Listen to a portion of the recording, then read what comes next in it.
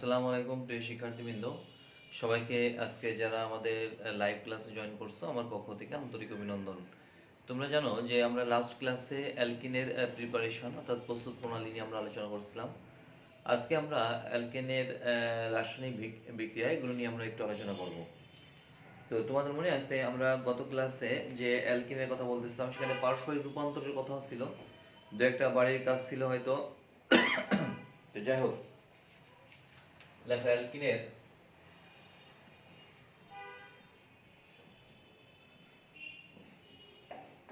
ভৌত ও রাসায়নিক ধর্ম।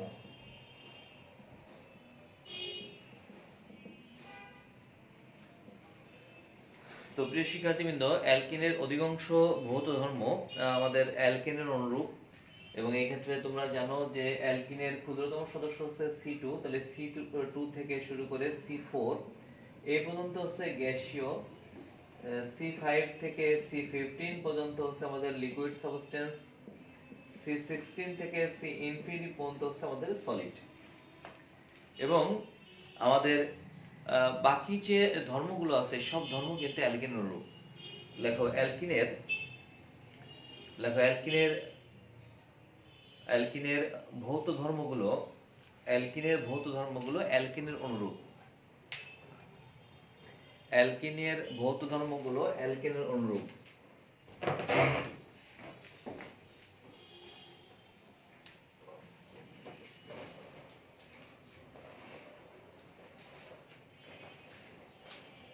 লেখো অ্যালকিনের রাসায়নিক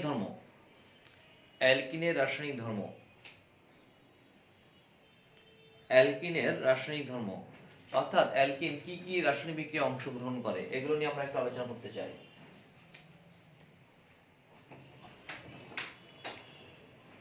এক নম্বর হলো সংযোজন বিক্রিয়া দেয় অ্যালকিন। দুই নম্বর হলো অ্যালকিন সংযোজন বিক্রিয়া দেওয়ার সময় তাদের কিন্তু জারণ বিক্রিয়া হতে পারে, জারণ বিক্রিয়া। এবং তিন নম্বর হচ্ছে পলিমারকরণ বিক্রিয়া। তাহলে আমাদের অ্যালকিন মোট তিন ধরনের বিক্রিয়া অংশগ্রহণ করবে, তবে প্রধান বিক্রিয়াটা হচ্ছে অ্যাডিশন রিঅ্যাকশন বা সংযোজন বিক্রিয়া। এরপর হচ্ছে আমাদের অক্সিডেশন রিঅ্যাকশন বা জারণ বিক্রিয়া, এটা হচ্ছে পলিমারাইজেশন রিঅ্যাকশন বা পলিমারকরণ বিক্রিয়া। তো প্রিয় শিক্ষার্থীবৃন্দ, এগুলোর মধ্যে সবচেয়ে বেশি যেটা দেবে সেটা হচ্ছে অ্যাডিশন রিঅ্যাকশন বা সংযোজন বিক্রিয়া। তো তোমরা জানো এই সংযোজন বিক্রিয়া কিন্তু ভিন্ন রকমের হতে পারে। একটা হচ্ছে ইলেকট্রোফিলিক সংযোজন হতে পারে, আর একটা হচ্ছে নিউক্লিওফিলিক সংযোজন হতে পারে। তো আসলে অ্যালকিন কোন ধরনের সংযোজন বিক্রিয়া দেবে, ইলেকট্রোফিলিক নাকি নিউক্লিওফিলিক? এই প্রশ্নটা খুব ইম্পর্টেন্ট। এই জন্য কোশ্চেন একটু লেখো অ্যালকিন ইলেকট্রোফিলিক সংযোজন বিক্রিয়া দেয় কেন? লেখো অ্যালকিন ইলেকট্রোফিলিক সংযোজন বিক্রিয়া দেয় কেন? অ্যালকিন ইলেকট্রোফিলিক সংযোজন বিক্রিয়া দেয় কেন? হয়েছে লেখা সবার? খুব ভালো করে খেয়াল করবা।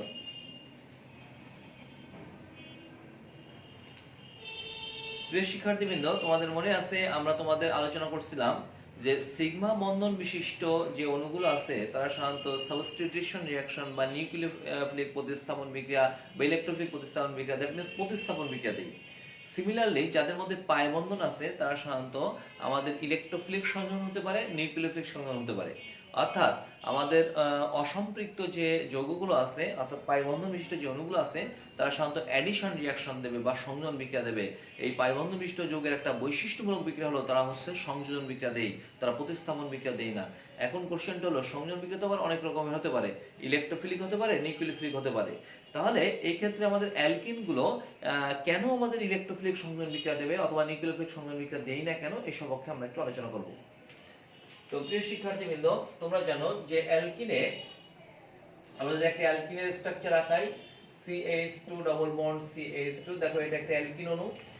তো তোমাদের আরো মনে আছে যে এই অ্যালকিনে একটা সিগমা বন্ধন আছে, একটা পাই বন্ধন আছে।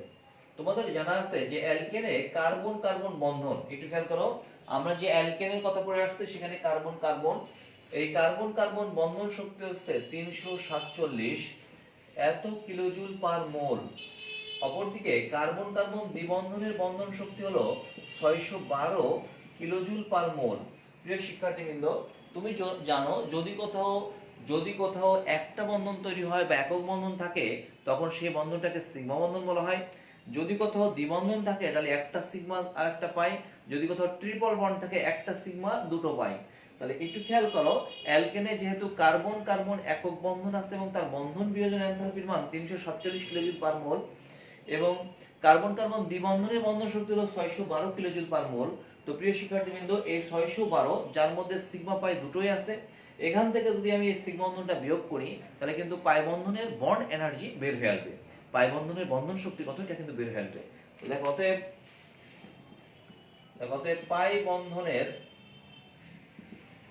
পাই বন্ধনের বন্ধন বিয়োজন এনথালপি বা পাই বন্ধনের শক্তি সমান সমান 612 মাইনাস 347 এত কিলোজুল পার মোল। তো এই ক্ষেত্রে যদি আমরা ক্যালকুলেশন করি তাহলে দেখো 612 মাইনাস হচ্ছে 347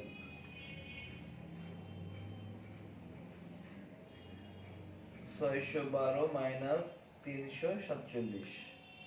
তো প্রিয় শিক্ষার্থীবৃন্দ দেখো 265 এত কিলোজুল পার মোল।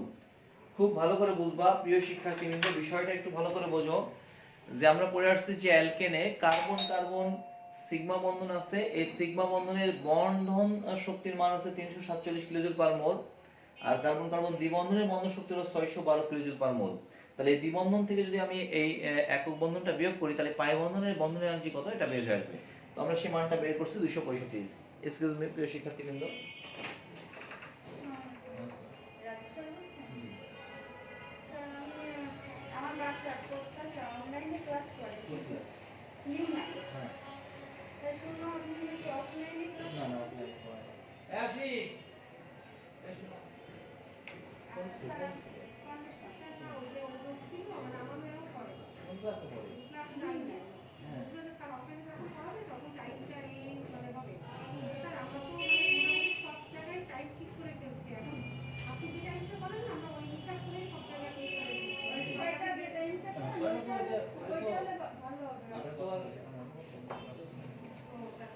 মেয়েদের ক্লাস।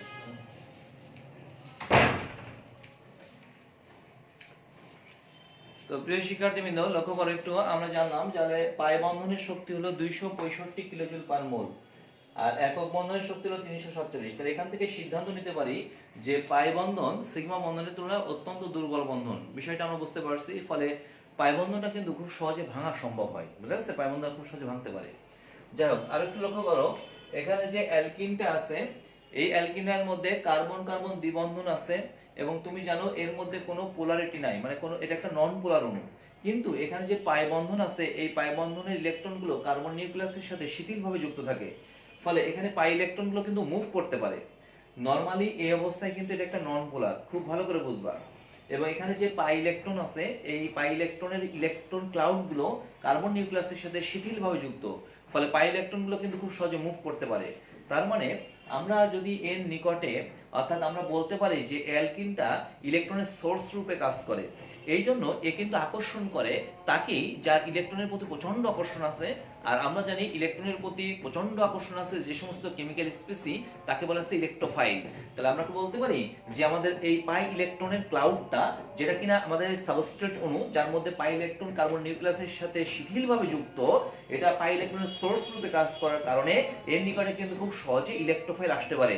আর ইলেকট্রোফাইল যখন আসবে তখন ইলেকট্রোফাইলের কারণে এর মধ্যে পোলারিটি সৃষ্টি হবে। তো প্রিয় শিক্ষার্থীবৃন্দ, তোমাদের মনে আছে যে আমরা এই সাবস্ট্রেট অণুর নিকটে অ্যাটাকিং রিয়েজেন্ট ভেঙে যে ইলেকট্রোফাইল নিউক্লিওফাইল তৈরি হয়েছে, ইলেকট্রোফাইলটা এর নিকটে আসলো। কেন আসলো? কারণ এখানে পাই ইলেকট্রনের মেঘ ইলেকট্রোফাইলগুলোকে আকর্ষণ করতেছে, এটা ইলেকট্রনের উৎস রূপে কাজ করতেছে। দেখো ইলেকট্রোফাইল আসলো, বলতো ইলেকট্রোফাইলটা যে কার্বনের কাছাকাছি আসবে পাই ইলেকট্রনের ক্লাউডগুলো সেই কার্বনের দিকে মুভ করবে। দেখো তো পাই ইলেকট্রনগুলো এই কার্বনের দিকে মুভ করলো, এই কার্বনের দিকে যখন মুভ করলো তখন বলতো ইলেকট্রোফাইলের কারণে এই কার্বনটা, তখন দেখো আমাদের নেগেটিভ চার্জ, এই কার্বনটা তখন পজিটিভ চার্জ। তাহলে তোমরাই বলো ইলেকট্রোফাইলের কারণে এই অ্যালকিনের মধ্যে পোলারিটি সৃষ্টি হলো।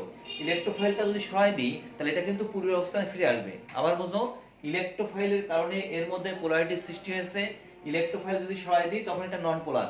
ইলেকট্রোফাইলের কারণে এই অ্যালকিনটা তখন পোলার হয়ে গেছে। এবার আসো, আমাদের এখানে আমাদের পজিটিভ নেগেটিভ চার্জ সৃষ্টি হয়েছে। তুমি জানো এই পজিটিভ নেগেটিভ চার্জ সৃষ্টি হওয়ার জন্য ইলেকট্রোফাইল দায়ী। তাহলে আমি কি বলতে পারি, এবার ইলেকট্রোফাইলটা আমাদের অ্যাটাক করবে কোথায়? যেখানে ইলেকট্রন ডেনসিটি বেশি। কোথায় বেশি? এই কার্বনে।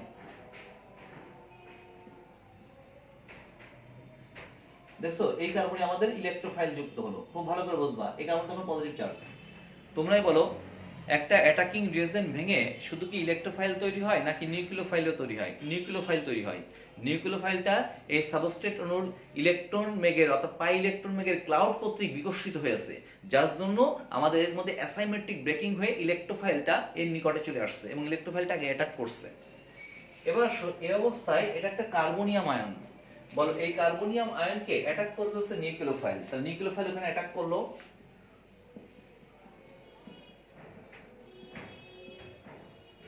তোমরাই বলো প্রিয় শিক্ষার্থীবৃন্দ, আমরা যে রিঅ্যাকশনটা দেখালাম বা যে রিঅ্যাকশনের মেকানিজমের কথা বললাম, এটা ছিল আমাদের unsaturated compound, that means alkyne. তাহলে অ্যালকিন দেখো তো যে বিক্রিয়া অংশগ্রহণ করলো, এটাকে সাবস্ট্রেট অণুর সাথে যে বিক্রিয়াটা হলো, সেই বিক্রিয়াটা কি আমাদের সাবস্টিটিউশন রিঅ্যাকশন ছিল, মানে প্রতিস্থাপন রিঅ্যাকশন ছিল, নাকি অ্যাডিশন রিঅ্যাকশন? হ্যাঁ, অ্যাডিশন রিঅ্যাকশন। এই অ্যাডিশন রিঅ্যাকশনে কে আগে অ্যাটাক করছে, নিউক্লিওফাইল নাকি ইলেকট্রোফাইল? ইলেকট্রোফাইল। তাহলে আমি কি বলতে পারি এটা হচ্ছে ইলেকট্রোফিলিক সংযোজন বিক্রিয়া। নিউক্লিওফাইল অ্যাটাক করলো না কেন? কারণ নিউক্লিওফাইল হচ্ছে আমাদের মুক্ত জোড় ইলেকট্রন বিশিষ্ট আমাদের প্রজাতি, যার মধ্যে ইলেকট্রনের ডেনসিটি খুব বেশি, ঋণাত্মক চার্জযুক্ত। আবার আমাদের এই অ্যালকিনটা পাই ইলেকট্রন মেঘের ক্লাউড, এবং এখানে প্রচন্ড পরিমাণ ইলেকট্রনের সোর্স রূপে কাজ করবে এই সাবস্ট্রেট অণু। তাহলে আমরা জানি লাইট চার্জ পরস্পরকে বিকর্ষণ করে, এর মধ্যে ইলেকট্রনের ডেনসিটি আছে, আবার নিউক্লিওফাইলের মধ্যে ইলেকট্রনের ঘনত্ব আছে, প্রচন্ড বিকর্ষণ হবে, যার জন্য ওইখানে আসবে না। আসবে কে? ইলেকট্রনের প্রতি আকর্ষণ যার আছে। তো ইলেকট্রনের প্রতি কার আকর্ষণ আছে, নিউক্লিওফাইলের নাকি ইলেকট্রোফাইলের? অবশ্যই ইলেকট্রোফাইলের। এই জন্য ইলেকট্রোফাইলটা এসে এর মধ্যে পোলারিটি সৃষ্টি হয়েছে, তারপর ইলেকট্রোফাইল যুক্ত হয়েছে, এবং শেষে আমাদের সেই অ্যাটাকিং রিয়েজেন্টের অবশিষ্ট যে অংশ নিউক্লিওফাইল, সে অ্যাটাক করছে। অর্থাৎ দুটোই সংযোজন বিক্রিয়া, অর্থাৎ প্রথমে ইলেকট্রোফাইল সংযোজন হয়েছে, তারপর নিউক্লিওফাইল সংযোজন হয়েছে, এবং প্রথমে ইলেকট্রোফাইলের কারণেই বিক্রিয়া শুরু হয়েছে, এই জন্য নাম রাখা হয়েছে ইলেকট্রোফিলিক সংযোজন বিক্রিয়া। আশা করি প্রিয় শিক্ষার্থীবৃন্দ তোমরা বুঝতে পারছো যে অ্যালকিন কেন ইলেকট্রোফিলিক সংযোজন বিক্রিয়া দেবে। তাহলে একটু লিখে নাও নিজের মতো করে। এগুলো কি লেখা আছে? পাই বন্ধনের শক্তি বেশি, ফলে খুব সহজে পাই ইলেকট্রন বেগ আমাদের এই বন্ধন ভাঙতে পারে, পাই ইলেকট্রন বেগগুলো এদিকে চলে আসতে পারে ইলেকট্রোফাইলের কারণে। লেখো এসব কারণে, বা একটু মেকানিজম লিখতে পারো, একটু লিখে নাও। লেখো অ্যালকিনের সাথে সংযোজন বিক্রিয়া, অ্যালকিনের সাথে সংযোজন বিক্রিয়ার কৌশল দুই ধাপে ঘটে। অ্যালকিনের সাথে সংযোজন বিক্রিয়ার কৌশল দুই ধাপে ঘটে। লেখো প্রথম ধাপে, লেখো প্রথম ধাপে অ্যাটাকিং রিয়েজেন্টের ইলেকট্রোফাইল, প্রথম ধাপে অ্যাটাকিং রিয়েজেন্টের ইলেকট্রোফাইল, দেখছো, প্রথম ধাপে অ্যাটাকিং রিয়েজেন্টের ইলেকট্রোফাইল অ্যালকিনের পাই ইলেকট্রন মেঘ কর্তৃক আকর্ষিত হয়ে, অ্যালকিনের পাই ইলেকট্রন মেঘ কর্তৃক আকর্ষিত হয়ে কোন একটি কার্বনে যুক্ত হয়ে কার্বনিয়াম আয়ন তৈরি হয়। কোন একটি কার্বনে যুক্ত হয়ে কার্বনিয়াম আয়ন তৈরি হয়। কোন একটি কার্বনে যুক্ত হয়ে কার্বনিয়াম আয়ন তৈরি হয়। হয়েছে লেখা? পরের ধাপে আক্রমণকারী বিকারকের দ্বিতীয় অংশ অর্থাৎ নিউক্লিওফাইল, পরের ধাপে আক্রমণকারী বিকারকের দ্বিতীয় অংশ অর্থাৎ নিউক্লিওফাইল কার্বনিয়াম আয়নের সাথে যুক্ত হয়ে, কার্বনিয়াম আয়নের সাথে যুক্ত হয়ে উৎপাদ তথা দ্রুত যৌগ তৈরি করে। উৎপাদ তথা দ্রুত যৌগ তৈরি করে। তো প্রিয় শিক্ষার্থীবৃন্দ, অ্যাডিশন রিঅ্যাকশনটার মেকানিজম কেমন হবে, সংযোজন বিক্রিয়ার মেকানিজমটা কেমন হবে, সেটা কিন্তু আমরা ডিটেইলস লিখে দিয়েছি, এবং আমি যে বাংলা কথাগুলো লিখে দিয়েছি দেখো এখানে আছে দুইটা ধাপে। প্রথম ধাপে দেখো আমাদের সেই অ্যাটাকিং রিয়েজেন্ট, তার একটা অংশ নাম হচ্ছে ইলেকট্রোফাইল, পাই ইলেকট্রন মেঘ করতে আকর্ষিত হয়ে এর মধ্যে মেরু সৃষ্টি হয়েছে, ফলে ইলেকট্রোফাইলটা সেই কার্বনে যুক্ত হয়েছে যে কার্বন ইলেকট্রন ডেনসিটি সবচেয়ে বেশি, নেগেটিভ কার্বনে যুক্ত হয়েছে। প্রথম ধাপ কমপ্লিট, এবং এই অবস্থায় কিন্তু কার্বনিয়াম আয়ন তৈরি হয়েছে, যে কার্বনিয়াম আয়ন দেখছো, কার্বোক্যাটায়ন। পরের ধাপে আমাদের সেই অ্যাটাকিং রিয়েজেন্টের অবশিষ্ট যে অংশ নিউক্লিওফাইল, সেই নিউক্লিওফাইলটা আমাদের ধনাত্মক চার্জ বিশিষ্ট কার্বন কেন্দ্র বা কার্বনিয়াম আয়নের সাথে যুক্ত হয়ে আমাদের একটা মাত্র অণু তৈরি করছে। দেখছো, তাহলে আমাদের দেখো একাধিক অণু যুক্ত হয়ে একটা মাত্র অণু তৈরি করছে, এটাকে বলতেছে আমরা সংযোজন বিক্রিয়া। তো আমরা এখন আমাদের সেই অ্যালকিনের সংযোজন বিক্রিয়াগুলো নিয়ে আলোচনা করব।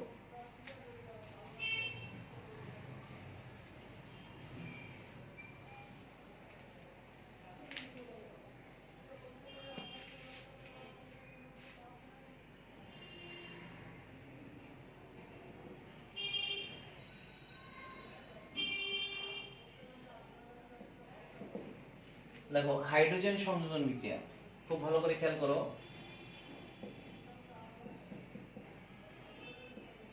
এটা হচ্ছে অ্যালকিন, এর সাথে আমরা হাইড্রোজেনের বিক্রিয়া করলাম নিকেল প্রভাবক। দেখছো, নিকেল প্রভাবক অথবা প্লাটিনাম চূর্ণ। নিকেল প্রভাবক নিলে তুমি জানো 180 থেকে 200 ডিগ্রি সেন্টিগ্রেড তাপমাত্রা, আর প্লাটিনাম অথবা প্লাটিনাম যদি নেই তাহলে হচ্ছে কক্ষ তাপমাত্রা অর্থাৎ 25 ডিগ্রি সেন্টিগ্রেড তাপমাত্রায় বিক্রিয়াটা ঘটবে। তো এগুলো না লিখলেও সমস্যা নেই। তো দেখো এই ক্ষেত্রে লক্ষ্য করে একটু, এই যে পাই বন্ধন আছে, এই পাই বন্ধনটা দুর্বল বন্ধন কেবল লিখে দিয়েছি। এই পাই বন্ধনটা ভাঙলে দুটো হাত তৈরি হলো। দেখছো, এই হাইড্রোজেন অণুর মধ্যে দুইটা হাইড্রোজেন পরমাণু আছে, একটা এই কার্বনে একটা এই কার্বনে যুক্ত হবে। তাহলে এখানে তৈরি হলো RCH2 bond CH3, that is alkane. দেখছো, তাহলে এইভাবে আমাদের নিকেল প্রভাবকের উপস্থিতিতে অ্যালকিনের সাথে আমাদের হাইড্রোজেন গ্যাসের বিক্রিয়ায় স্যাচুরেটেড কম্পাউন্ডস তথা সম্পৃক্ত হাইড্রোকার্বন, দ্যাট মিন্স অ্যালকেন তৈরি হয়। এবং এই যে বিক্রিয়াটা লিখছি, এই বিক্রিয়াটা আমাদের হাইড্রোজেন যুক্ত হয়েছে, এই জন্য নাম রাখা হয়েছে হাইড্রোজিনেশন বিক্রিয়া। এটা লিখে রাখো, হাইড্রোজিনেশন বিক্রিয়া। তোমরা জানো কৃত্রিম ঘি বা ডালডা বা বনস্পতি ঘি তৈরি করা হয় এই বিক্রিয়ার মাধ্যমে নিকেল প্রভাবক ব্যবহার করে। এটা লিখে নাও, লেখো হাইড্রোজেন সংযোজন বিক্রিয়া বা হাইড্রোজিনেশন বিক্রিয়া। প্রিয় শিক্ষার্থীবৃন্দ, লক্ষ্য করো একটু, তাহলে CH2 ডবল বন্ড CH2, এটা একটা অসম্পৃক্ত যৌগ অ্যালকিন অর্থাৎ ইথিন। তার মধ্যে আমরা হাইড্রোজেন গ্যাস চালনা করলাম নিকেল প্রভাবক 180 থেকে 200 ডিগ্রি সেন্টিগ্রেড তাপমাত্রা। এই পাই বন্ধন ভেঙে দুটো হাত, হাইড্রোজেন একটা এই কার্বনে একটা এই কার্বনে যুক্ত হলো, উৎপন্ন হলো দেখো ইথেন। দেখছো, এভাবে আমরা ইথিন থেকে ইথেন তৈরি করতে পারি। 2 নাম্বার, তোমাদের যদি বলা হয় প্রোপিন থেকে প্রোপেন তৈরি করো,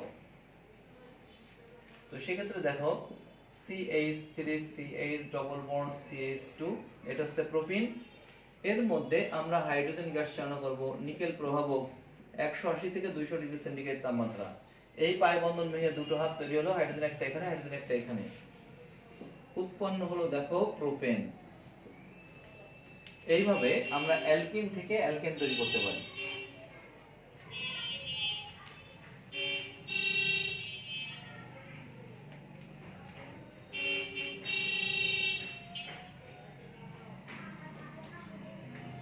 দেখো বিউটিন অন থেকে বিউটেন,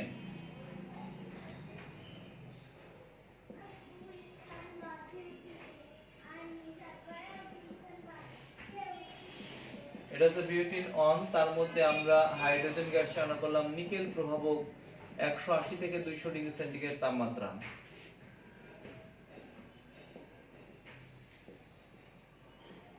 দেখো বিউটেন তৈরি হলো।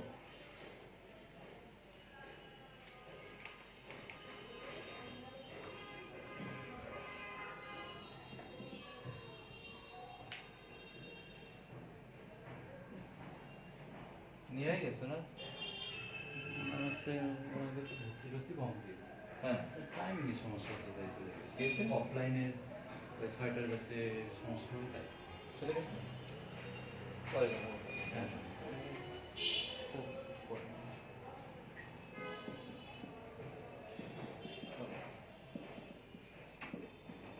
দেখো এই যৌগটার নাম হচ্ছে বিউটিন 2। এর মধ্যে আমরা হাইড্রোজেন গ্যাস চালনা করলাম নিকেল প্রভাবক 180 থেকে 200 ডিগ্রি সেন্টিগ্রেড তাপমাত্রা।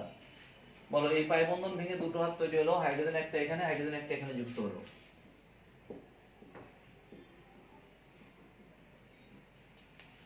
এভাবে আমরা অসম্পৃক্ত যৌগ, এই যৌগটার মধ্যে আমাদের হাইড্রোজেনেশন বিক্রিয়ার মাধ্যমে সম্পৃক্ত হাইড্রোকার্বন তৈরি করতে পারি। এবং এই ক্ষেত্রে আমাদের অসম্পৃক্ত যৌগের তুলনায় সম্পৃক্ত যৌগে আণবিক ভর বেশি, যার জন্য এর মেল্টিং পয়েন্ট বয়লিং পয়েন্ট বেশি। এই জন্যই তুমি জানো যে আমাদের উদ্ভিজ্জ তেল তার মধ্যে নিকেল প্রভাবের অবস্থায় হাইড্রোজেন গ্যাস চালনা করে, অর্থাৎ হাইড্রোজেনেশন বিক্রিয়ার মাধ্যমে আণবিক ভর বৃদ্ধি করে, তার বর্ণালী স্থূলক বৃদ্ধি করে কৃত্রিম ঘি বা ডালডা বা বনস্পতি ঘি এগুলো তৈরি করা হয়, তোমরা জানো। তো প্রিয় শিক্ষার্থীবৃন্দ, আশা করি হাইড্রোজেন সংযোজন বিক্রিয়াটা কেমন এটা বুঝতে পারছো।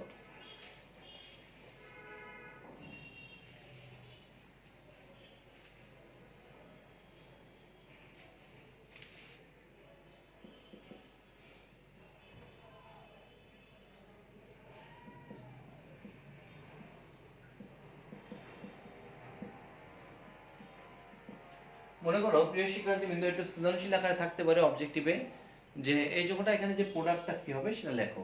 তো তুমি জানো যৌগটার নাম হচ্ছে সাইক্লোপ্রোপিন, এটাও কিন্তু একটা অসম্পৃক্ত যৌগ এবং এর মধ্যেও কিন্তু পাই বন্ধন আছে।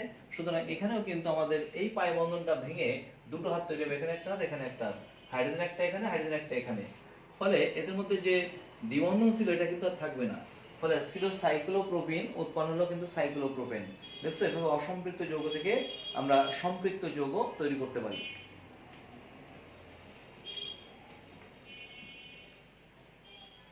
এবং তুমি আরো লক্ষ্য করো যে এখানে এক মোল পাই বন্ধন ভাঙতে এক মোল পাই বন্ধনকে সম্পৃক্ত করতে কিন্তু এক মোল হাইড্রোজেন গ্যাস লাগছে।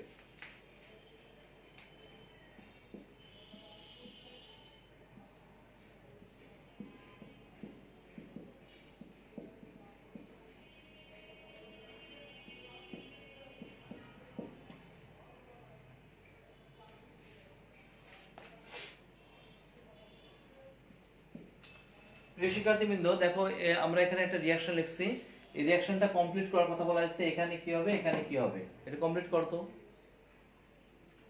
এই দুইটা জায়গায় কি হবে সেটা লিখতে হবে তোমাকে।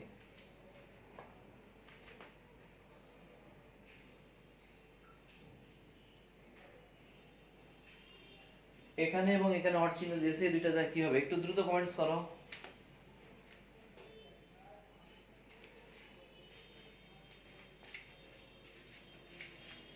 এই দুইটা জায়গা কি হবে একটু দ্রুত কমেন্টস করতে হবে।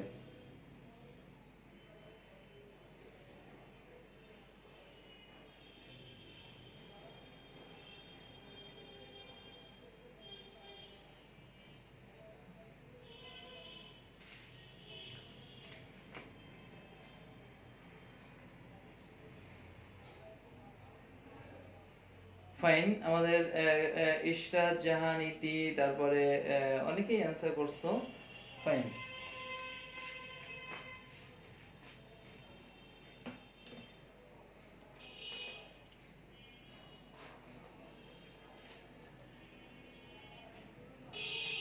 তো প্রিয় শিক্ষার্থীবৃন্দ, আমরা কিন্তু পেয়েছি, একটু খেয়াল করো, এটা একটা সংযোজন বিক্রিয়া, এটা একটা অসম্পৃক্ত যৌগ বেনজিন।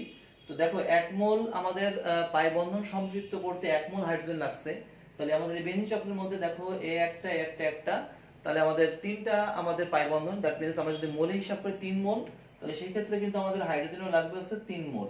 খেয়াল করো একটু, তখন এই পাই বন্ধন চলে যায় এখানে একটা, এখানে একটা, এখানে একটা হাইড্রোজেন, এখানে একটা হাইড্রোজেন, তাহলে এটা CH2 হবে, তখন এটা CH2 হবে, CH2 হবে, CH2 হবে, CH2 হবে।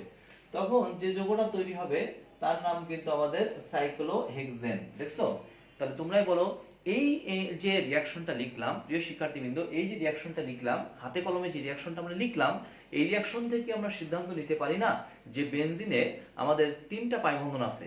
দেখছো, বেনজিনে আমাদের প্রতি মোল বেনজিন সম্পৃক্ত করতে যেহেতু 3 মোল হাইড্রোজেন লাগছে, এখান থেকে সিদ্ধান্ত নেওয়া যায় বেনজিনের মধ্যে 3টা পাই বন্ধন আছে। হ্যাঁ, ইলেকট্রন আছে 6টা, কিন্তু 3টা পাই বন্ধন আছে। দেখছো, তাহলে আমরা হাতে কলমে কিন্তু এই রিঅ্যাকশন মধ্যে প্রমাণ করতে পারি যে বেনজিন একটা অসম্পৃক্ত যৌগ এবং বেনজিনের 3টা দ্বিবন্ধন আছে। অসম্পৃক্ত যৌগ কিভাবে প্রমাণ করলাম, যে আমরা জানি যে সমস্ত যৌগগুলো সংযোজন বিক্রিয়া দেয় তাদের মধ্যে অসম্পৃক্ততা আছে, তাহলে বেনজিন যেহেতু আমাদের সংযোজন বিক্রিয়া দিয়েছে, তাহলে বেনজিন একটা অসম্পৃক্ত যৌগ এবং এক মোল বেনজিন 3 মোল হাইড্রোজেনের সাথে সংযোজন বিক্রিয়া অংশগ্রহণ করছে। এখান থেকে সিদ্ধান্ত নিতে পারি যে আমরা জানি যে প্রতি মোল পাই বন্ধন সম্পৃক্ত করতে যেহেতু এক মোল হাইড্রোজেন গ্যাস লাগে, সেহেতু এক মোল বেনজিন সম্পৃক্ত করতে 3 মোল হাইড্রোজেন গ্যাস লাগছে। এখান থেকে সিদ্ধান্ত নেওয়া যায় যে আমাদের বেনজিন চক্রের মধ্যে 3টা পাই বন্ধন আছে। আশা করি প্রিয় শিক্ষার্থীবৃন্দ এই হায়ার লেভেলের কোশ্চেনটা তোমরা বুঝতে পারছো এবং খুবই গুরুত্বপূর্ণ কোশ্চেন ছিল যে বেনজিন একটা অসম্পৃক্ত যৌগ এবং বেনজিনের 3টা দ্বিবন্ধন আছে, তুমি কিভাবে প্রমাণ করবা এই রিঅ্যাকশনের মাধ্যমে।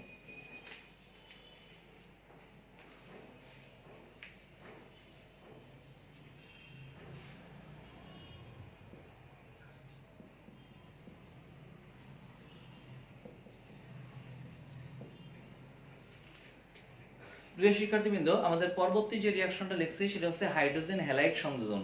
প্রিয় শিক্ষার্থীবৃন্দ, আমাদের পরবর্তী টপিকটার নাম হচ্ছে হাইড্রোজেন হ্যালাইড সংযোজন। আমরা এই সংযোজন বিক্রিয়াটা নিয়ে এখন আলোচনা করব। তো একটু লক্ষ্য করো, আমরা এখানে রিঅ্যাকশন লিখছি, তাহলে বুঝতে সহজ হবে।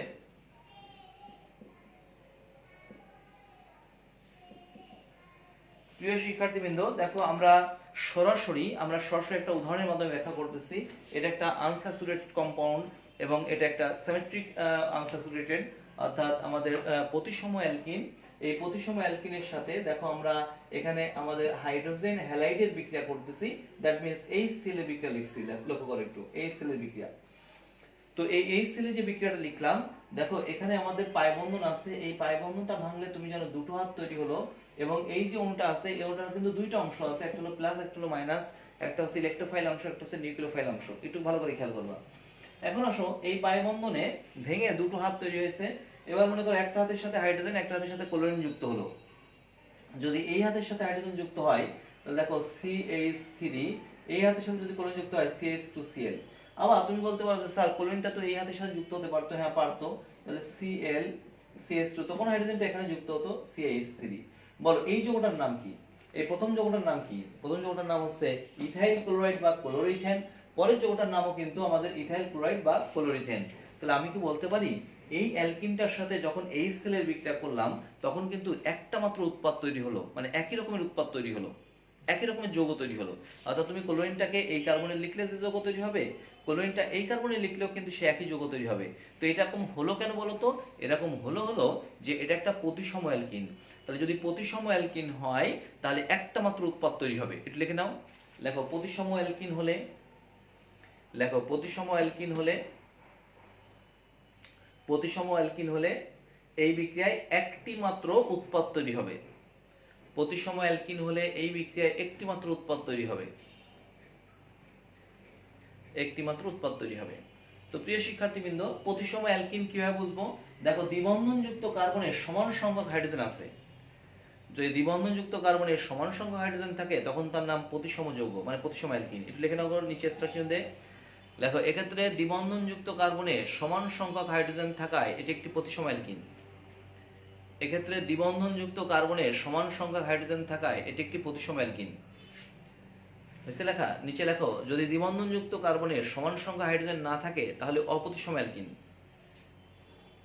যদি দ্বিবন্ধনযুক্ত কার্বনে সমান সংখ্যক হাইড্রোজেন না থাকে তাহলে অপ্রতিসম অ্যালকিন।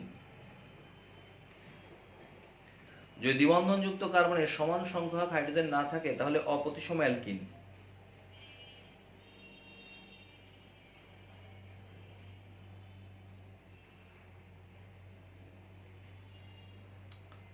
সকে লেখা হয়েছে। প্রিয় শিক্ষার্থীবৃন্দ, খুব ভালো করে খেয়াল করো।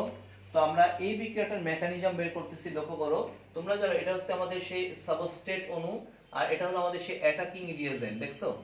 তো তোমাদের মনে আছে আমাদের এই দ্রবণে, অর্থাৎ যেহেতু অ্যালকিন দ্রবণের মধ্যে HCl বা হাইড্রোক্লোরিক অ্যাসিড চালনা করছি, অথবা হাইড্রোজেন ক্লোরাইড গ্যাস, আমরা জানি আমাদের এই হাইড্রোজেন ক্লোরাইড ভেঙে উৎপন্ন হবে অ্যাসাইমেট্রিক ব্রেকিং হবে, বিকজ ক্লোরিনের ইলেকট্রোনেগেটিভিটি বেশি।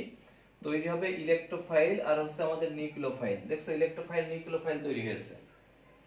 এটা হচ্ছে ইলেকট্রোফাইল, এটা হচ্ছে নিউক্লিওফাইল। খুব ভালো করে বুঝবা। তো আমরা জানি সংযোজন বিক্রিয়া দুইটা স্টেপে ঘটে। প্রথম স্টেপে আমাদের ইলেকট্রোফাইলগুলো অ্যালকিনের পাই ইলেকট্রন মেঘ কর্তৃক আকর্ষিত হবে, এবং ওই ইলেকট্রোফাইলের কারণে আমাদের এই অ্যালকিনটার মধ্যে তুমি জানো যে আমাদের মেরু সৃষ্টি হবে, এবং যে কোনো একটা কার্বনে যুক্ত হয়ে কার্বোক্যাটায়ন তৈরি করবে। খুব ভালো করে খেয়াল করো।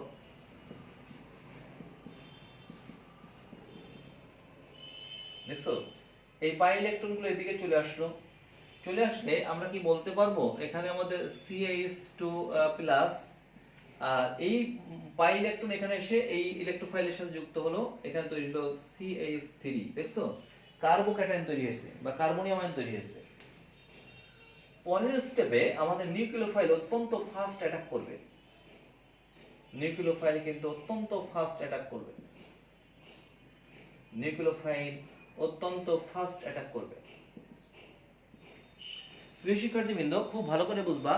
আমরা যখন আমাদের কোন একটা অধ্যায়ে পড়ে আসছি, কেমিক্যাল কাইনেটিক্স অধ্যায়, তোমরা জানো রাসায়নিক বিক্রিয়ার গতিবিদ্যা ডিপেন্ড করে সেই ধাপের উপর যে ধাপটা স্লো হয়, এগুলো পড়ে আসছো আমাদের থার্মোডাইনামিক্স অথবা কেমিক্যাল কাইনেটিক্স এই সমস্ত চ্যাপ্টারগুলোতে দেখবা যে একটা রাসায়নিক বিক্রিয়ার গতিবিদ্যা ডিপেন্ড করবে সেই ধাপের উপর যে ধাপটা স্লো হয়। তো প্রিয় শিক্ষার্থীবৃন্দ দেখো প্রথম ধাপটা স্লো ছিল, দেখছো এই ধাপে ধীরে ধীরে ইলেকট্রোফাইল এখানে এসে এর মধ্যে আমাদের মেরু প্রবণতা সৃষ্টি হয়েছে, তারপর যুক্ত হয়ে কার্বোক্যাটায়ন তৈরি করছে। কিন্তু পরের ধাপে যখন কার্বোক্যাটায়ন তৈরি হয়েছে তখন নিউক্লিওফাইল, তুমি জানো ইলেকট্রোস্ট্যাটিক ফোর্স তৈরি হয়েছে আমাদের, দেখো অ্যান্টি চার্জ পরস্পরকে আকর্ষণ করছে, এই জন্য এই নিউক্লিওফাইলটা ফার্স্ট এখানে অ্যাটাক করবে।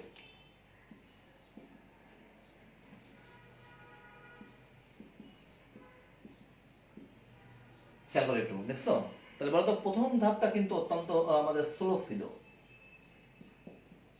স্লো, আর পরের ধাপটা কিন্তু অত্যন্ত ফাস্ট। তাহলে বলো এই যে 16 ধাপের কথা বলছি, এই ধাপে কিন্তু দুই রকমের অণু, অর্থাৎ আমাদের সেই সাবস্ট্রেট অণু এবং অ্যাটাটিক অ্যালকিন রিয়েজেন্ট, দেখছো তাহলে এই বিক্রিয়ার গতিবিদ্যা দুইটা ধাপ, দুইটা বিক্রিয়কের উপর ঘাত দ্বারা নির্ধারিত হচ্ছে। এই জন্য তুমি জানো এর নাম রাখা আছে সেকেন্ড অর্ডার রিঅ্যাকশন। তাহলে মনে থাকে জানো যে আমাদের অ্যাডিশন যে রিঅ্যাকশনগুলো লিখছে এটা কিন্তু দ্বিতীয় ক্রমের বিক্রিয়া বা সেকেন্ড অর্ডার রিঅ্যাকশন, মনে থাকে জানো। সঙ্গে লেখা হয়েছে প্রিয় শিক্ষার্থীবৃন্দ। এবং এই রাসায়নিক বিক্রিয়ার গতিবিদ্যা ডিপেন্ড করতেছে এই ধাপের এই কার্বোক্যাটায়নের প্রস্তুতির উপর, বুঝা গেছে, কার্বোক্যাটায়নের প্রস্তুতির উপর, মনে থাকে জানো। তো লক্ষ্য করো এখানে কিন্তু আমরা একই রকমের, দেখো এই যে এটাও যা এই এখানে প্রোডাক্ট পেলাম।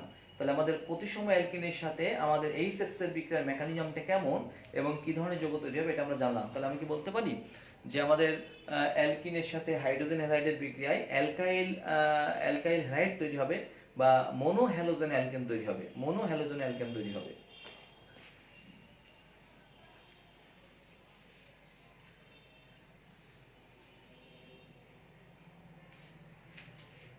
দেখো অপ্রতিসম অ্যালকিন হলে, অপ্রতিসম অ্যালকিন হলে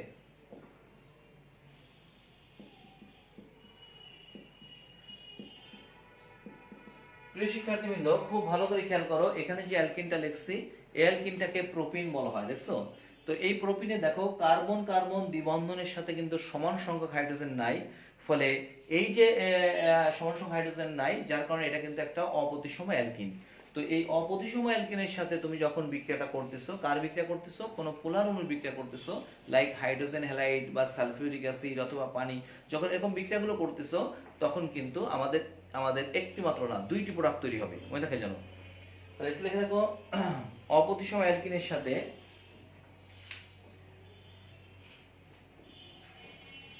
দেখো অপ্রতিসম অ্যালকিনের সাথে, দেখছো অপ্রতিসম অ্যালকিনের সাথে পোলার অণুর, অপ্রতিসম অ্যালকিনের সাথে পোলার অণুর বিক্রিয়ায় দুই ধরনের উৎপাদ তৈরি হয়। অপ্রতিসম অ্যালকিনের সাথে পোলার অণুর বিক্রিয়ায় দুই ধরনের উৎপাদ তৈরি হয়, দুই ধরনের উৎপাদ তৈরি হয়। তো আমরা একটু দেখাই তাহলে বুঝতে সহজ হবে। মনে করো এখানে আমরা পোলার অণুর বিক্রিয়া দেখাচ্ছি হাইড্রোক্লোরিক অ্যাসিড, মনে করো HCl অথবা HBr, যাই লেখো না কেন, HCl বা HBr যাই লেখো না কেন। তো বলো এটা হচ্ছে আমাদের প্লাস, এটা হচ্ছে মাইনাস, আমরা রিঅ্যাকশনটাকে একটু দেখাই তাহলে বুঝতে সহজ হবে। লক্ষ্য করো এখানে দেখো পাই বন্ধন আছে এবং এটা একটা আমাদের অসম্পৃক্ত যৌগ মানে অ্যালকিন, এবং এর মধ্যে এই কার্বন কার্বন দ্বিবন্ধনের সাথে দেখো সমান সংখ্যক হাইড্রোজেন নাই, এই জন্য এটাকে কিন্তু প্রতিসম বলা যাবে না, অপ্রতিসম। তাহলে এই পাই বন্ধনটা ভেঙে দুটো হাত তৈরি হলো, এখানে একটা হাত এখানে একটা হাত। এখন আসো দেখো তো দুটো হাত তৈরি হয়েছে, তুমি হাইড্রোজেনকে এখানে যদি যুক্ত করো তাহলে ক্লোরিন কিন্তু এখানে যুক্ত করতে হবে, অথবা যদি ক্লোরিন এখানে যুক্ত করো হাইড্রোজেন এখানে যুক্ত করতে হবে, বুঝা গেছে। দুই রকমের যুক্ত হওয়ার সম্ভাবনা আছে, দুই রকমের প্রোডাক্ট তৈরি হওয়ার সম্ভাবনা আছে। তো মনে করো ক্লোরিনটাকে আমি এখানে যুক্ত করলাম, তাহলে হাইড্রোজেনটা এখানে যুক্ত করব। লক্ষ্য করো ক্লোরিনটা দ্বিতীয় কার্বনে যুক্ত করলাম, তাহলে এখানে যুক্ত হলো, তাহলে বাধ্য হয়ে এই প্রথম কার্বনে হাইড্রোজেন যুক্ত হলো, দেখছো নাম কি আইসোপ্রোপাইল ক্লোরাইড, দেখছো isopropyl chloride, propyl chloride, chloride. এবার দেখো আমাদের হাইড্রোজেনটা এখানে, তখন ক্লোরিনটা এখানে যুক্ত হতে পারতো,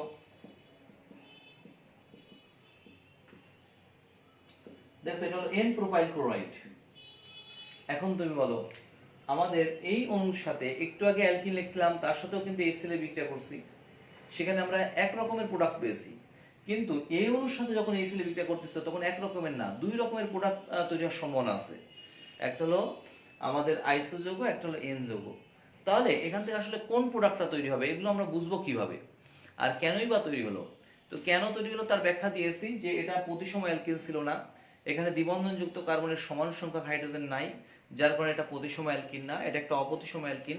তো এই অপ্রতিসম অ্যালকিনের সাথে তুমি যখন এই পোলার অণু বিক্রিয়া, এটা একটা পোলার অণু, এই পোলার অণু যখন বিক্রিয়া করছো তখন কিন্তু একাধিক প্রোডাক্ট তৈরি হতে পারে।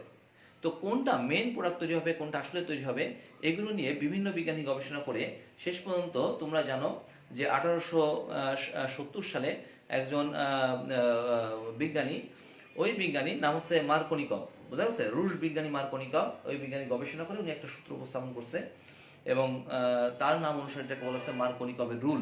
খুবই গুরুত্বপূর্ণ প্রিয় শিক্ষার্থীবৃন্দ।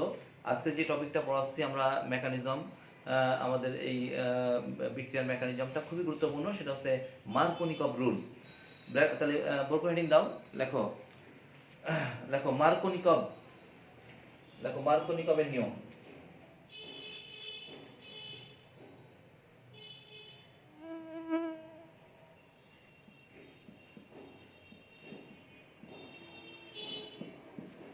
দেখো মার্কোনিকভস রুল, মার্কোনিকভস রুল বা মার্কোনিকভের নিয়ম খুবই গুরুত্বপূর্ণ প্রিয় শিক্ষার্থীবৃন্দ, খুবই গুরুত্বপূর্ণ।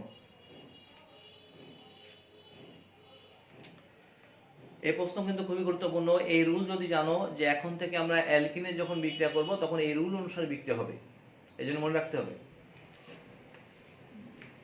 লেখো অপ্রতিসম অসম্পৃক্ত জৈব যৌগের সাথে পোলার অণুর বিক্রিয়ায়, অপ্রতিসম অসম্পৃক্ত জৈব যৌগের সাথে পোলার অণুর বিক্রিয়ায় পোলার অণুর ঋণাত্মক প্রান্ত, পোলার অণুর ঋণাত্মক প্রান্ত সেই কার্বনে যুক্ত হবে, পোলার অণুর ঋণাত্মক প্রান্ত সেই কার্বনে যুক্ত হবে যে কার্বনে হাইড্রোজেন তুলনামূলকভাবে কম। অপ্রতিসম অসম্পৃক্ত জৈব যৌগের সাথে পোলার অণুর বিক্রিয়ায় পোলার অণুর ঋণাত্মক প্রান্ত সেই কার্বনে যুক্ত হবে যে কার্বনে হাইড্রোজেন তুলনামূলকভাবে কম। এই হলো মার্কোনিকভের রুল। আবার একটু মিলাই নাও, অপ্রতিসম অসম্পৃক্ত জৈব যৌগের সাথে পোলার অণুর বিক্রিয়ায় পোলার অণুর ঋণাত্মক প্রান্ত সেই কার্বনে যুক্ত হবে যে কার্বনে হাইড্রোজেন তুলনামূলকভাবে কম। তো একটু লক্ষ্য করো প্রিয় শিক্ষার্থীবৃন্দ, কেনই বা এরকম হবে এগুলোর ব্যাখ্যা আমরা পরে দিচ্ছি, আগে লক্ষ্য করো। তাহলে আমরা বুঝতে পারলাম এই যে যৌগটা দেখছি এটা একটা আমাদের অসম্পৃক্ত যৌগ, দ্যাট মিন্স অ্যালকিন, এবং এই অ্যালকিনটা এমন এক প্রকারের অ্যালকিন যেখানে দ্বিবন্ধনযুক্ত কার্বনের সমান সংখ্যক হাইড্রোজেন নাই। তাহলে আমরা এটাকে অবশ্যই অ্যাসাইমেট্রিক অ্যালকিন বা অপ্রতিসম অ্যালকিন বলতে পারি। এবার এর সাথে এই যে অণুটা বিক্রিয়া করতেছি সমযোজী অণু, এর মধ্যে কিন্তু আমাদের পজিটিভ নেগেটিভ মেরু আছে, দ্যাট মিন্স এটা একটা মেরুজ অণু, দ্যাট মিন্স এটা একটা পোলার অণু। তাহলে বলো এবার এই পোলার অণু যখন বিক্রিয়া করা হবে, মার্কোনিকভ বলতেছে এই যে ঋণাত্মক অংশ সেই কার্বনে যুক্ত হবে যে কার্বনে হাইড্রোজেন তুলনামূলকভাবে কম। দেখো এই 2 নম্বর কার্বনে হাইড্রোজেন তুলনামূলকভাবে কম, এই জন্য এই ঋণাত্মক অংশ এই কার্বনে যুক্ত হলো, তাহলে হাইড্রোজেনটা এই কার্বনে যুক্ত হবে। তাহলে বলতো ক্লোরিন এই কার্বনে যুক্ত হলে আমরা যে প্রোডাক্টটা পাচ্ছি সেটা হচ্ছে আইসোপ্রোপাইল ক্লোরাইড। তো এটা হবে আমাদের সর্বোচ্চ মানে মেইন প্রোডাক্ট, দ্যাট মিন্স আমরা লিখে রাখলাম 90%, এবং সাথে সাথে এটাও তৈরি হয়, এটার পরিমাণটা কম 10%, সেপারেশন করা যায়। তো যাই হোক, আমরা আমাদের এই বিক্রিয়ার মাধ্যমে আমরা কোনটা মেইন প্রোডাক্ট হবে সেই সম্পর্কে মার্কোনিকভ কিন্তু এখানে ধারণা দিয়েছে। এখন কোশ্চেন হতে পারে তোমাদের, স্যার কেন এরকম হবে, এরকম কারণটা কি? তো প্রিয় শিক্ষার্থীবৃন্দ, যে কোনো আমাদের রিয়াকশনের ক্ষেত্রে প্রোডাক্ট এটা হবে কেন তার নিশ্চয়ই যুক্তিসঙ্গত লজিক থাকবে, মানে আমাদের এর পেছনে কারণ থাকবে। আমরা সেই কারণগুলো মেকানিজমের মাধ্যমে তোমাদের এখন দেখাচ্ছি। দেখো মেকানিজম দেখতে পারলে তুমি বুঝতে সহজ হবে তোমাদের। তো বড় করে হেডিং দাও, লেখো ক্রিয়া কৌশল। এই মার্কোনিকভ রুলের ক্রিয়া কৌশল দেখাচ্ছি, লেখো ক্রিয়া কৌশল। মনে রাখবা যে আমাদের এই যে বিক্রিয়াগুলো লিখতেছি, অর্থাৎ অ্যালকিনের সাথে যখন আমরা বিক্রিয়াগুলো লিখি তখন এই বিক্রিয়াগুলো অধিকাংশ বিক্রিয়াগুলো সাধারণত আয়নিক কৌশলে ঘটবে, বোঝা যাচ্ছে, ফ্রি রেডিক্যাল মেকানিজমের মাধ্যমে ঘটবে যদি এইচ বিয়ার নেওয়া হয় তো, এবং পারক্সাইড থাকে। তো এই ক্ষেত্রে মনে রাখবা যে সাধারণত আয়নিক কৌশলের মাধ্যমে এটা ব্যাখ্যা করা যায়। তো লেখো ক্রিয়া কৌশল, ব্র্যাকেটে লেখো আয়নিক কৌশল, মানে আয়নিক কৌশলের মাধ্যমে আমি এটা ব্যাখ্যা করব। আয়নিক কৌশল লেখা হয়েছে।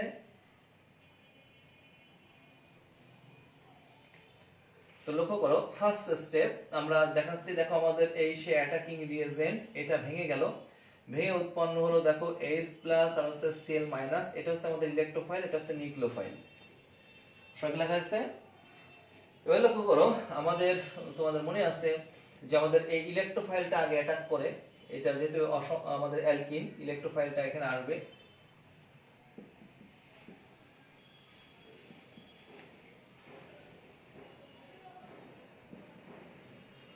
তো দেখো এখানে ইলেকট্রোফাইলটা আসলো,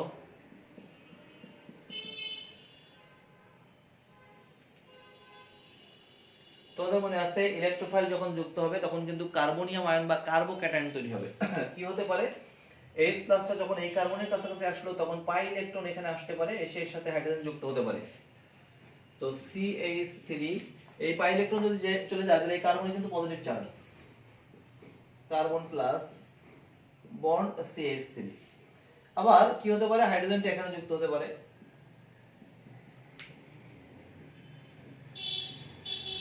তখন ওই কার্বনটা হচ্ছে আমাদের পজিটিভ চার্জ। খেয়াল করে একটু প্রিয় শিক্ষার্থীবৃন্দ, দেখো মনে পড়ে কিনা তোমাদের এই কথাগুলো। মেকানিজম খুবই গুরুত্বপূর্ণ মেকানিজম পড়ছে কিন্তু প্রিয় শিক্ষার্থীবৃন্দ। দেখো ইলেকট্রোফাইল নিউক্লিওফাইল তৈরি হয়েছে, তুমি জানো ইলেকট্রোফাইল পাই ইলেকট্রন মেঘের প্রতি প্রচন্ড আকর্ষণ আছে, এবারে নিকটে এসে আমাদের ইলেকট্রোফাইলটা যদি এই কার্বনে যুক্ত হয় তখন পাই ইলেকট্রন এখানে মুভ করে এর সাথে বন্ধন তৈরি করবে, তখন এই কার্বনটা পজিটিভ চার্জ। তখন যে কার্বনীয় আয়নটা তৈরি হয়েছে তুমি জানো তার নাম হচ্ছে আমাদের 2 ডিগ্রি কার্বনীয় আয়ন। মনে আছে 2 ডিগ্রি কার্বনীয় আয়ন, এটা 2 ডিগ্রি কার্বনিয়াম আয়ন, লেখা রাখো 2 ডিগ্রি কার্বনিয়াম আয়ন। আবার কি হতে পারে, হাইড্রোজেনটা H প্লাসটা এখানে যুক্ত হতে পারে, তখন পাই ইলেকট্রন এখানে সমান তৈরি করবে, তখন এটা হচ্ছে আমাদের 1 ডিগ্রি কার্বনিয়াম আয়ন। একটা হলো 2 ডিগ্রি, একটা হলো 1 ডিগ্রি কার্বনিয়াম আয়ন। খুব ভালো করে বুঝো। আচ্ছা তোমরাই বলো তো কার্বনিয়াম আয়নের স্টেবিলিটি কিন্তু তোমরা পড়ে আসছো, সেটা হচ্ছে 3 ডিগ্রি কার্বনিয়াম আয়ন সবচেয়ে বেশি স্টেবল, যেহেতু তিন দিক থেকে অ্যালকাইল মূলক ইলেকট্রন সাপ্লাই করবে। এখানে এটা হলো 2 ডিগ্রি কার্বনিয়াম আয়ন, এর দুই পাশ থেকে অ্যালকাইল মূলক মানে মিথাইল মূলক ইলেকট্রন সাপ্লাই করলে এটা দ্রবণে খুব বেশি সময় ধরে থাকবে, দ্রবণে এটা বেশি পাওয়া যাবে, এইজন্য এখান থেকে মেইন প্রোডাক্ট বেশি তৈরি হবে। অপরদিকে এটা আনস্টেবল, দ্রবণে খুবই নগণ্য পরিমাণ তৈরি হওয়ার সঙ্গে সঙ্গে আমাদের এটা থাকবে না, এইজন্যই দ্রবণে এটা বেশি পাওয়া যায়, এটা অস্তিত্ব বেশি, এইজন্য এখান থেকে আমরা মেইন প্রোডাক্ট পাবো। আশা করি বিষয়টা বুঝতে পারছো। First step. সেকেন্ড স্টেপে আমরা যেটা মেইন প্রোডাক্ট পেয়েছি, অর্থাৎ প্রধান যে কার্বনিয়াম আয়ন, সেই কার্বনিয়াম আয়নটা নিয়ে আসলাম, দেখছো। এবার এটাকে অ্যাটাক করবে হচ্ছে আমাদের সেই নিউক্লিওফাইলটা, অর্থাৎ Cl মাইনাস, দেখছো এই যে নিউক্লিওফাইল, এটা অ্যাটাক করবে, এটার অস্তিত্ব বেশি, স্থায়ী বেশি, এটা দ্রবণে বেশি, এর সাথে আমাদের এই নিউক্লিওফাইলটা যুক্ত হলো।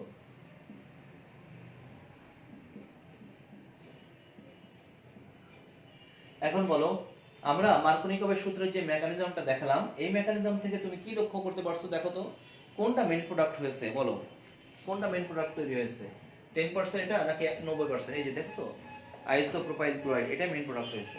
তো আশা করি প্রিয় শিক্ষার্থীবৃন্দ মার্কোনিকভের সূত্রটা ঘটছে আয়নিক কৌশলের মাধ্যমে, প্রত্যেকটা বিক্রিয়ার প্রোডাক্ট কেন হয়েছে তার যুক্তিপূর্ণ অবশ্যই কারণ আমরা ব্যাখ্যা করতে পারবো মেকানিজমের মাধ্যমে।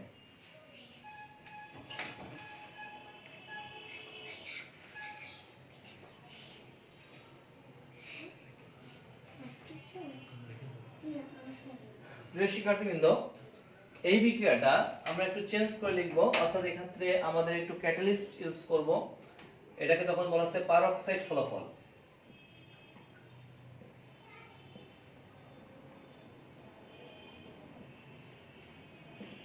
বুঝাবে 1933 সালে আবিষ্কার হয়েছে আমেরিকান বিজ্ঞানী। প্রিয় শিক্ষার্থীবৃন্দ, 1870 সালে রুশ বিজ্ঞানী আমাদের মার্কোনিকভ আগের যে মেকানিজমটা দেখালাম ওই কৌশলের কথা ব্যাখ্যা করছিল, পরবর্তীতে এটা নিয়ে গবেষণা করছে অবশ্য 1933 সালে একজন আমেরিকান বিজ্ঞানী নাম হচ্ছে খারাস, তার নাম অনুসারে রাখা হয়েছে খারাসের পারঅক্সাইড ফলাফল। এটা হলো খারাসের পারঅক্সাইড ফলাফল, অর্থাৎ যদি তুমি এই বিক্রিয়ার মধ্যে যদি জৈব এবং অজৈব যে কোনো পারঅক্সাইড নাও তাহলে মার্কোনিকভ যা বলছে তার উল্টো নিয়মে বিক্রিয়াটা ঘটবে। মার্কোনিকভ যা যা বলছে তার উল্টো নিয়মে ঘটবে। প্রিয় শিক্ষার্থীবৃন্দ, বুঝতে পারতেছো কত গুরুত্বপূর্ণ টপিক এটা। তাহলে লিখে রাখছো পারঅক্সাইড ফলাফল 1933 সাল, আমেরিকান বিজ্ঞানী খারাস। এটাকে অ্যান্টি মার্কোনিকভ রুল বলা হয়, লিখে রাখো ব্র্যাকেটে অ্যান্টি মার্কোনিকভ রুল, অ্যান্টি মার্কোনিকভ রুল।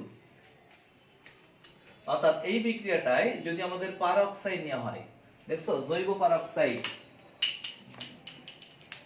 জৈব পারঅক্সাইড নিয়েছি, এটা হতে পারে বেনজোইল পারঅক্সাইড অথবা দেখো অ্যাসিটাইল পারঅক্সাইড, এরকম পারঅক্সাইড হতে পারে। অথবা আমাদের অজৈব পারক্সাইড হতে পারে। দেখো হাইড্রোজেন পারক্সাইড হতে পারে। তো অধিকাংশ রাইটারের বইতে দেখবা জৈব পারক্সাইডের নিয়ে আলোচনা, আমরা এখানে অজৈব পারক্সাইড হাইড্রোজেন পারক্সাইডের কথাও কিন্তু বলছি। তাহলে যে কোনো পারক্সাইড যদি থাকে তাহলে মার্কোনিকভ যা যা বলছে তার উল্টো নিয়মে ঘটবে। অর্থাৎ এই ক্ষেত্রে ঋণাত্মক প্রান্ত অর্থাৎ পোলার অণুর ঋণাত্মক অংশ সেই কার্বনে যুক্ত হবে যে কার্বনে হাইড্রোজেন তুলনামূলকভাবে বেশি। বোঝা গেছে? অথবা আমাদের ধনাত্মক হাইড্রোজেন সেই কার্বনে যুক্ত হবে, ধনাত্মক হাইড্রোজেন সেই কার্বনে যুক্ত হবে যে কার্বনে হাইড্রোজেন তুলনামূলকভাবে কম। তো প্রিয় শিক্ষার্থীবৃন্দ, ঋণাত্মক প্রান্ত সেই কার্বনে যুক্ত হলো যে কার্বনে হাইড্রোজেন তুলনামূলকভাবে বেশি, তাহলে কার্বন টাইপের এই কার্বনে যুক্ত হলো, আর হাইড্রোজেনটা তখন যে কার্বনে হাইড্রোজেন কম সেখানে যুক্ত হলো। তাহলে এই ক্লোরিন যদি এই কার্বনে যুক্ত হয় তাহলে কিন্তু এবার এটা মেইন প্রোডাক্ট, দেখছেন প্রোপাইল ক্লোরাইড। এটা তৈরি হবে 99.1%, আর এটা তৈরি হবে মাত্র হচ্ছে 0.9%। এখন প্রিয় শিক্ষার্থীবৃন্দ, এটা কেন হলো তার নিশ্চয় অবশ্য কারণ থাকবে, নিশ্চয় বিক্রিয়ার মেকানিজমটা আলাদা। এখানে পারক্সাইড ব্যবহার করছি, তাহলে একটু লিখে রাখো। দেখো দেখো যে কোনো পারক্সাইড অর্থাৎ অজৈব বা জৈব পারক্সাইডের উপস্থিতিতে, যে কোনো পারক্সাইড অর্থাৎ অজৈব বা জৈব পারক্সাইডের উপস্থিতিতে, অজৈব বা জৈব পারক্সাইডের উপস্থিতিতে অপ্রতিসম অসম্পৃক্ত জৈব যৌগের সাথে, অপ্রতিসম অসম্পৃক্ত জৈব যৌগের সাথে, অপ্রতিসম অসম্পৃক্ত জৈব যৌগের সাথে পোলার অণুর বিক্রিয়ায়, পোলার অণুর বিক্রিয়ায় পোলার অণুর ঋণাত্মক প্রান্ত সেই কার্বনে যুক্ত হবে, পোলার অণুর ঋণাত্মক প্রান্ত সেই কার্বনে যুক্ত হবে যে কার্বনে হাইড্রোজেন তুলনামূলকভাবে বেশি। পোলার অণুর ঋণাত্মক প্রান্ত সেই কার্বনে যুক্ত হবে যে কার্বনে হাইড্রোজেন তুলনামূলকভাবে বেশি। পোলার অণুর ঋণাত্মক প্রান্ত সেই কার্বনে যুক্ত হবে যে কার্বনে হাইড্রোজেন তুলনামূলকভাবে বেশি। তো প্রিয় শিক্ষার্থীবৃন্দ, কেন এরকম হলো তার নিশ্চয় কারণ থাকবে। তো এটা কি লেখা হয়েছে? এটা কিন্তু অ্যান্টি মার্কোনিকভের রুল বা খারাসের নিয়ম বা পারক্সাইড ফলাফল। এখন আসো এরকম হবে কেন। প্রিয় শিক্ষার্থীবৃন্দ, সাধারণত এখানে ঘটে হচ্ছে, তুমি HCl নিয়ে কাজ করলে হবে, কিন্তু মেইনলি ঘটে হচ্ছে HBr এর উপস্থিতিতে, কারণ HCl বেশি পোলার প্রকৃতির, HBr তুলনামূলকভাবে একটু কম পোলার। কারণ তুমি জানো এখানে ক্লোরিনের তড়িৎক্রান্তকতা 3, হাইড্রোজেনের 2.1, তাহলে এখানে তড়িৎক্রান্তকতা যথেষ্ট পার্থক্য আছে, ফলে HCl HCl কিন্তু অত্যন্ত পোলার প্রকৃতির। তুলনামূলকভাবে HBr এর পোলারিটি কম, এই জন্য এখানে আমাদের যে বিক্রিয়াটা ঘটে এটা আয়নিক কৌশল না, এটা ফ্রি রেডিক্যাল মেকানিজমের মাধ্যমে ঘটে। দেখছো HBr কিন্তু হয়, আমরা এখানে দেখাইছি HCl, বাট HBr দিয়ে বিক্রিয়াটা দেখাতে হবে। তাহলে তুমি একটু ব্যাখ্যাটা একটু লেখো, ইনফরমেশন লেখো, লেখো ব্র্যাকেটে লেখো, লেখো পারক্সাইড ফলাফল ফ্রি রেডিক্যাল মেকানিজমে ঘটে। লেখো পারক্সাইড ফলাফল, পারক্সাইড ফলাফল ফ্রি রেডিক্যাল কৌশলে ঘটে। পারক্সাইড ফলাফল ফ্রি রেডিক্যাল কৌশলে ঘটে। হয়েছে লেখা? তো একটু খেয়াল করো। মনে করো প্রথমে যেটা হয় সেটা হচ্ছে আমাদের এই পারক্সাইড, এটা আমরা দেখালাম জৈব অ্যালকাইল পারক্সাইড, লক্ষ্য করো একটু, অ্যালকাইল পারক্সাইড, দেখছো এই যে অ্যালকাইল পারক্সাইড R2O2 মেইনলি হচ্ছে এরকম, কিন্তু আমরা এই সিগমা বন্ধনের ইলেকট্রন দুটো দেখাইছি। দেখো সিমেট্রিক ব্রেকিং ঘটবে, সুষম ভাঙন ঘটবে, সুষম ভাঙনের মাধ্যমে দেখো উৎপন্ন হয়েছে অ্যালকোক্সি ফ্রি রেডিক্যাল। দেখছো alkoxy free radical, free radical mechanism দেখাচ্ছি। প্রথমে স্টেপ অ্যালকোক্সি ফ্রি রেডিক্যাল সঙ্গে লেখা হয়েছে কোন তো। এবার দেখো এই যে অ্যালকোক্সি ফ্রি রেডিক্যাল, এর নিকটে আমাদের অ্যাটাকিং রিয়েজেন্ট, লক্ষ্য করো একটু, অ্যাটাকিং রিয়েজেন্ট HBr আসলো। এখানে দেখো তুলনামূলকভাবে HCl এর তুলনায় এই অণুটার মধ্যে পোলারিটি কম, ফলে এখানে পাই ইলেকট্রন বেগ খুব বেশি ব্রোমিন দিকে যায় না, ফলে এই অ্যালকোক্সি এটা ইলেকট্রনের প্রতি প্রচন্ড আকর্ষণ আছে, ফলে এখান থেকে আমাদের এই HBr অণুটাকে সুষম সিমেট্রিক ব্রেকিং ঘটায়। দেখছো সিমেট্রিক ব্রেকিং ঘটছে, ঘটে এই H ফ্রি রেডিক্যাল এই অ্যালকোক্সি ফ্রি রেডিক্যালের সাথে যুক্ত হয়ে এখানে তৈরি হচ্ছে alcohol plus bromine free radical. দেখছো ব্রোমিন ফ্রি রেডিক্যাল তৈরি হয়েছে। First step complete. সেকেন্ড স্টেপে তোমাদের এই যে ব্রোমিন ফ্রি রেডিক্যাল দেখতেছো, এই ব্রোমিন ফ্রি রেডিক্যালটা আমাদের অ্যাটাক করবে সাবস্ট্রেট অণুকে। তো দেখো এই হলো আমাদের সেই সাবস্ট্রেট অণু। প্রিয় শিক্ষার্থীবৃন্দ, জায়গা কম, আমরা এখানে দেখাচ্ছি, লক্ষ্য করো এই হলো আমাদের সেই সাবস্ট্রেট অণু তাকে অ্যাটাক করতেছে আমাদের হচ্ছে ব্রোমিন ফ্রি রেডিকাল। তো এই যে পাই বন্ধন দেখছো, এখানে পাই ইলেকট্রন বিদ্যমান দুইটা, এখানে কিন্তু আমাদের অ্যাসাইমেট্রিক ব্রেকিং ঘটবে, এই জায়গাটা অ্যাসাইমেট্রিক ব্রেকিং ঘটবে। তো এই জায়গাটা অ্যাসাইমেট্রিক ব্রেকিং এর মাধ্যমে একটা ইলেকট্রন এখানে, একটা ইলেকট্রন এখানে, দেখছো একটা ইলেকট্রন।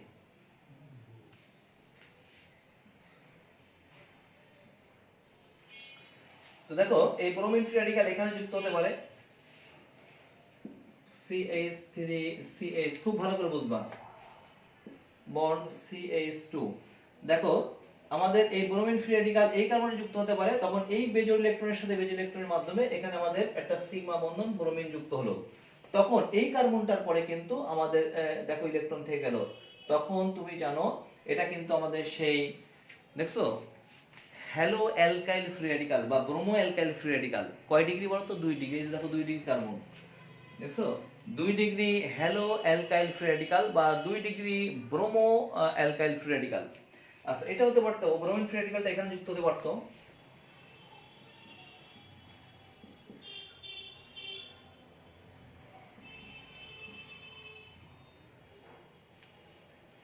দেখছো এটা হচ্ছে আমাদের 1 ডিগ্রি, দেখছো 1 degree bromo alkyl free radical, এটা ছিল 2 degree alkyl bromo alkyl free radical, এটা হচ্ছে 1 degree alkyl bromo alkyl free radical. তো আশা করি প্রিয় শিক্ষার্থী কিন্তু বুঝতে পারছো। এবার তুমি বলো এটা হলো 1 ডিগ্রি, এটা হলো 2 ডিগ্রি, তাহলে বলো তো এগুলোর মধ্যে মানে দুইটার মধ্যে কোনটা স্টেবিলিটি বেশি, 1 ডিগ্রি নাকি 2 ডিগ্রি? অবশ্যই 2 ডিগ্রি, আমরা এগুলো পড়ে আসছি। 2 ডিগ্রি অ্যালকাইল ফ্রি রেডিকাল, অবশ্যই হ্যালোজেন আছে, এটা স্থায়িত্ব বেশি, দেখছো? তো এটা থেকে মেইন প্রোডাক্ট তৈরি হবে, তাহলে এটা আমরা নিব। এটাকে আমরা অনেক সময় ফ্রি রেডিকাল মেকানিজম, এটাকে টার্মিনেশন ধাপ বা শেষ ধাপ বলি, তোমরা জানো সমাপ্তি ধাপ বলি।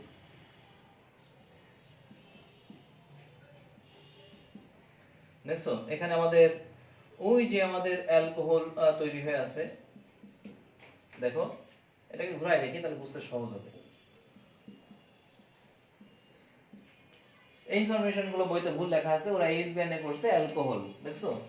দেখো এই এইচ, দেখছো এখানেও মেকানিজম, এখানেও কিন্তু আমাদের এইচ বিআর এ এখানে আমাদের কিন্তু ইলেকট্রন আছে দুইটা, ঠিক এখান থেকে ভেঙে এই এইচটা ফ্রি রেডিকাল এখানে যুক্ত হলো, দেখা যাচ্ছে? দেখতে আসি প্লাস অ্যালকোক্সি ফ্রি রেডিকাল, ওই অ্যালকোক্সি ফ্রি রেডিকাল গুলো তুমি জানো টার্মিনেশন ধাপে অ্যালকোক্সি ফ্রি রেডিকাল অ্যালকোক্সি ফ্রি রেডিকাল মিলে আবার সেই পারঅক্সাইড তৈরি হবে। তো প্রিয় শিক্ষার্থীবৃন্দ দেখো আমরা আমাদের যে পারঅক্সাইড ফলাফলে যে কোনটা মেইন প্রোডাক্ট হবে তার সপক্ষে যুক্তি আমরা কিন্তু আমাদের মেকানিজমের মাধ্যমে বের করে দেখাইছি। তুমি বলো এখানে এই যে দেখো এন প্রোপাইল ব্রোমাইড, এই যে এন প্রোপাইল ক্লোরাইড দিয়ে দেখাইছিলাম, যেহেতু HCl ওর মধ্যে দেখাইছিলাম এন প্রোপাইল ব্রোমাইড, এটাই কিন্তু মেইন প্রোডাক্ট। 99%, 99.1% তৈরি হবে, এটা তৈরি হবে মাত্র 0.9%। দেখছো যেখানে মার্কোনিক অফ যা বলছিল তার সম্পূর্ণ উল্টো নিয়মে বিক্রিয়াটা ঘটলো, তবে মার্কোনিক মাত্র 90% কথা ছিল, আর এখানে 99.1% তৈরি হয়েছে এন প্রোপাইল যৌগ। তো কেন? পারঅক্সাইডের কারণে এই ঘটনা ঘটছে। পারঅক্সাইড থাকলে এই মেকানিজমে ঘটবে, মনে থাকে যেন, খুবই গুরুত্বপূর্ণ। এখন থেকে অ্যালকিনের যত বিক্রিয়া দেখবা দেখবা পারঅক্সাইড আছে কি নেই, যদি পারঅক্সাইড না থাকে তাহলে নরমাল মার্কোনিকভের সূত্র অনুসারে বিক্রি হবে, আর যদি পারঅক্সাইড থাকে তাহলে মার্কোনিকভ যা বলছে তার উল্টো নিয়মে বিক্রি হবে। তাহলে এখান থেকে আমরা কিন্তু বিভিন্ন রকমের প্রোডাক্ট তৈরি করতে পারবো। পরীক্ষার সময় খেয়াল করতে হবে যে কোন প্রোডাক্ট তৈরি করতে বলছে, তার উপর ডিপেন্ড করবে তুমি কোন মেকানিজমে যাবা।